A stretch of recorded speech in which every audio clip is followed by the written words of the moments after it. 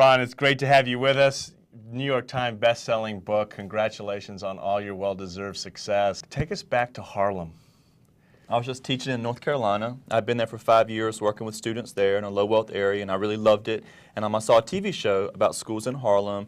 It showed violence and drugs and guns and all different types of issues in schools that were going to close. And I just had a feeling. I said, I'm going to try and go up there and work in one of those schools and try and make a difference. And everyone said I was crazy, but I packed up my car, I drove all the way up to Harlem and found one of those schools. And when I walked in the door, there was a fight going on right there in the doorway between a 6th grade boy and a male assistant at the school. And I was trying to break up the fight, and the resource officer was coming around, and the boy was going, and he was just huffing and puffing. And they took him into the office and set him down, and they went to call his mom. And I sat down beside this kid, and he just kept going, I didn't know what to do, so finally I leaned over to him and I said, you know what? I said, I was breathing like that one time, and I passed out. And the kid was like, for real? I was like, yeah. And so I started talking to the kid, and after about 5-10 minutes, he said, you know what, you're different. You taught me with respect, like you really care about me. He said, if you were my teacher, I wouldn't get in so much trouble. And so I took it as a sign that's where I was supposed to be. And I talked to the principal, and I told her I wanted a job there. And she said, you want a job here? And I said, yes, ma'am. And she eventually gave me the class. She said it was the worst class she'd seen in 30 years in education, 37 kids in this class. None of them were on grade level in math and reading. They all had discipline problems, and I was scared. I was very scared. I would be scared. But you went in there, Ron, and saw hope. Right. Oh, yeah. Tons of potential in those kids.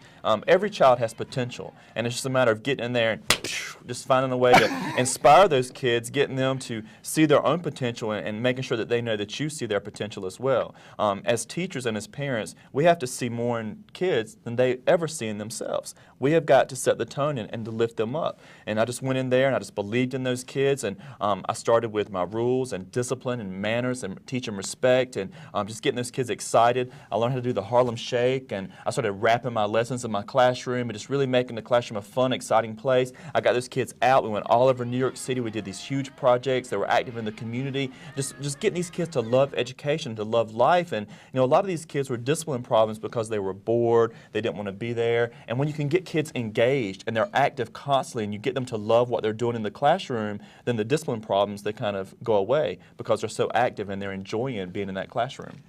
But let's talk about, you said you learned to rap, yeah, or at least try. You did the double dutching, because that's big time.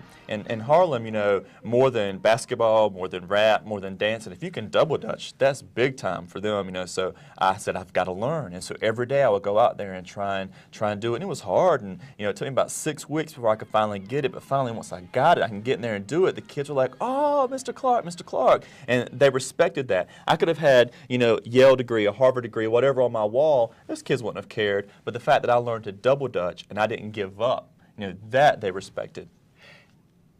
Over time, how did you have the patience? Because it didn't happen just overnight. Teachers, it's difficult. It's the hardest job in the world, and some nights you're just like, blah. But, if you stick with it and you let those kids know you care, eventually you'll see a great result.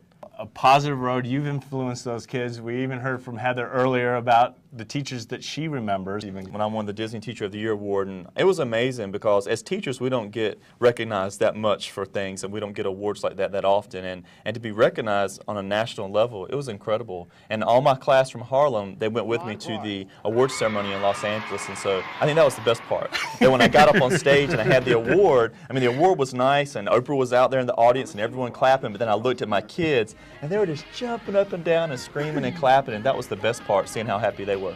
Well, what also is powerful is we can't recreate multiple Ron Clarks, but you have to share this school that you are overseeing, brand new, hasn't opened yet, but share with our audience just about the mission of this new school and what you want to do with it. Yeah, it's just like I said, travel is so important. Well, this is going to be a school that incorporates a great deal of travel. It's a 5th through 8th grade school, and what we'll do is we'll travel with the kids, and all of the curriculum will be integrated into travel. And by the time our students are in the 8th grade, they'll have visited every continent around the world. Wow! And also, my 55 essentials, my 55 rules will be incorporated so that we do a lot with manners, respect, discipline, teaching these kids skills for life, how to give that firm handshake, how to look someone in the eyes, and so forth, skills that these kids will need to be successful no matter where they go or what they do. We've got our emails in. Are you ready for these questions?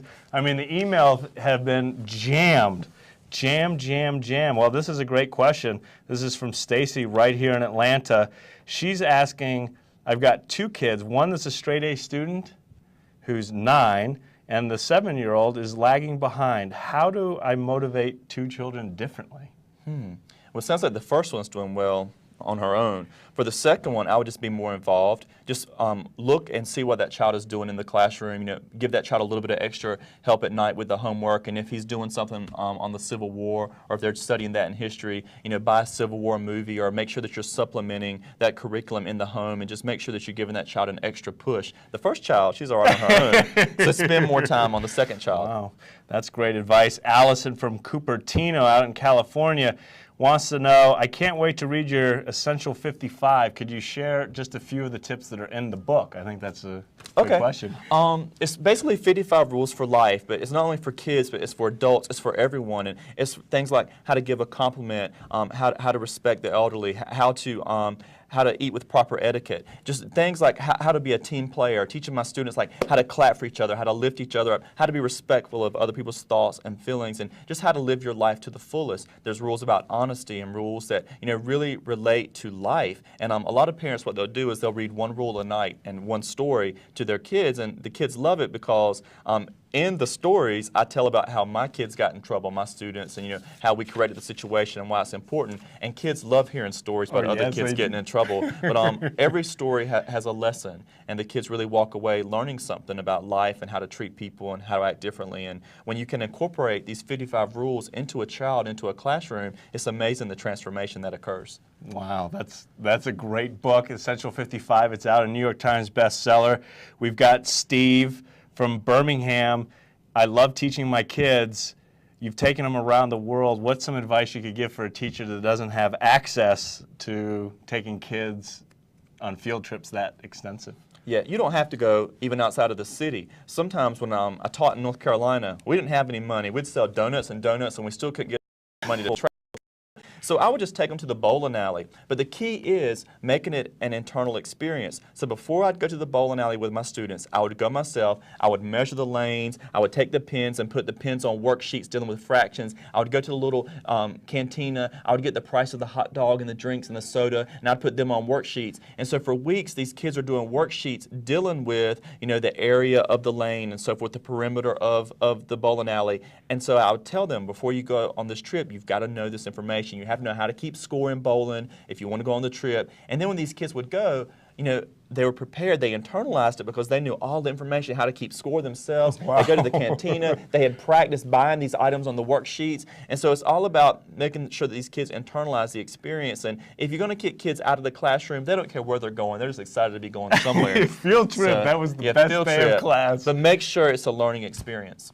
That's a great one. Amber from Boston asks, I read your website. How excited are you not only to have a movie being made about you, but Matthew Perry playing the lead role? Yeah, it's really cool. The movie comes out August 13th on TNT. It's a Johnson & Johnson Spotlight presentation, and the movie's already finished filming, and I got to go on the set. And it was really cool because I got to take some of my students from Harlem, who are now 16 and 17 years old, to the set, and they got to see these little 10-year-old kids playing them in the movie. And so it was really a surreal experience to be there and to watch how they recreated my classroom and the lessons and the experiences. It was really neat. Well, Matthew Perry, you guys have a similar look. Was it fun working with him? Yeah, it was fun. He's just like you see him on TV. He's a little zany. He's got a good personality, good sense of humor, so it was a good fit. Awesome, inspiring story. Ron Clark. Thank you. We